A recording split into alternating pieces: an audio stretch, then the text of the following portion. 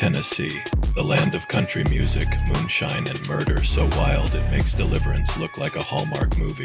Now when you think of Tennessee, maybe you picture Dolly Parton or Hot Chicken Knot, chainsaws, cults, and decapitations. But trust me, this state has some absolutely unhinged crime stories.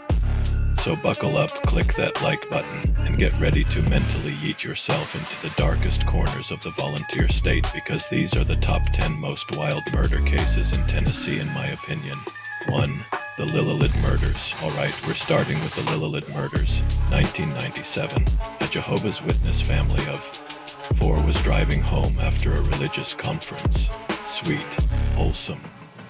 And then they ran into 6 teenagers from Kentucky who had stolen a car and apparently mainlined Satan that morning. These teens ended up kidnapping the family, forcing them into their own van, and then no joke shot them execution style in a remote field.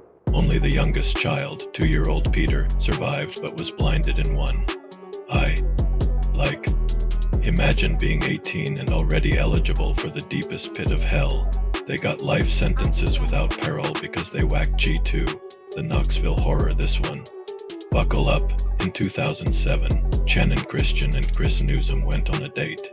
They got carjacked, kidnapped, tortured, raped, and murdered in what's known as the Knoxville Horror. Chris was shot, gagged with a sock, set on fire, and left near train tracks. Shannon was kept alive for 2 more days, and let us just say what happened to her was so gruesome I am pretty sure the devil himself said, okay, that is a bit much. The case sparked national outrage, mostly because of how horrific it was and the racial tensions it stirred up with how the media handled it. 3. The case of Zoom and Thomas Husky. Oh yeah, Tennessee had its own freaking serial killer zookeeper. Thomas Husky was a former zoo employee in Knoxville who became known as the Zoo Man. He was convicted of raping and killing several sex workers in the 1990s, and get this, he claimed an alternate personality named Kyle did the killings. Like bro, that's not dissociative identity disorder, that's just gaslighting your own mugshot. He's now rotting in prison, where Kyle and Thomas hopefully broke up. For the Johnson City cannibal in 1998, a man named Gregory Hale, an actual Satanist, killed and dismembered a woman in his backyard, and then tried to eat her. He stored body parts in buckets, like some discount Hannibal Lecter running a backyard BBQ. Hale even told police he was obsessed with killing and had fantasies about drinking blood. It's giving Craigslist Dracula. 5. The Campbell County school shooting. This one hits different because it happened in a school board meeting. In 2005, high school student Kenneth Bartley brought a gun to school and opened fire on administrators during a disciplinary meeting. He killed the assistant principal and wounded 2 others.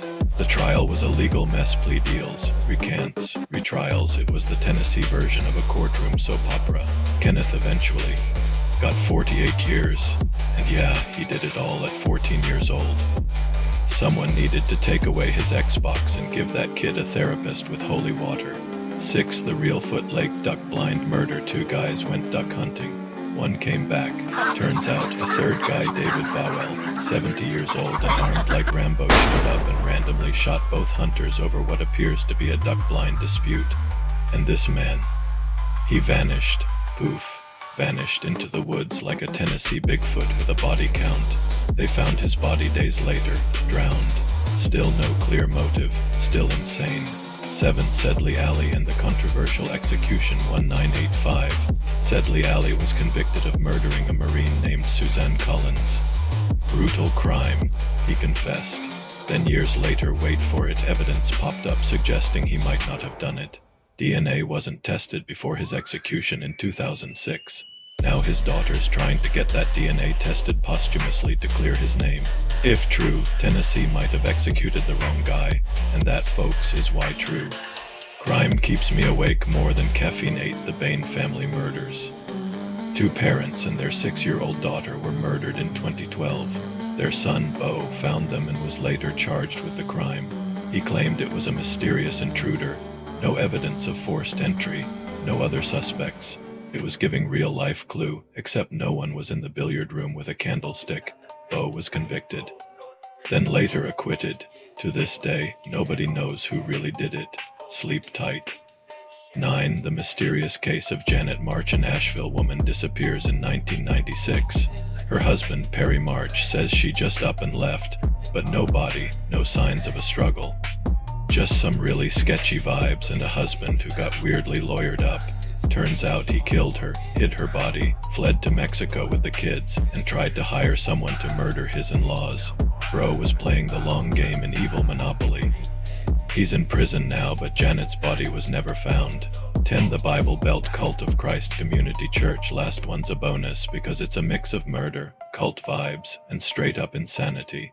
In the early 2000s, a small Tennessee church called Christ Community turned into a textbook cult.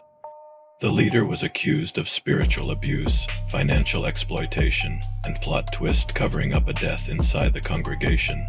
The murder part. One member allegedly died under suspicious circumstances while in religious confinement, but no charges stuck. It is the kind of thing that makes you check your grandma's church group for literal red flags. So yeah, Tennessee, home of Elvis, whiskey, and what the hell. If you made it through this video without checking your locks twice, you might be a little too chill. Let me know in the comments, which of these cases freaked you out the most? Or did Tennessee just become your new vacation nope list? Be sure to like, subscribe, and hit that bell so you don't miss more chaotic deep dives into the dark corners of America. Thanks for watching, you twisted gremlins, and remember, stay spooky, stay weird, and don't trust anyone who offers you duck hunting lessons in the woods.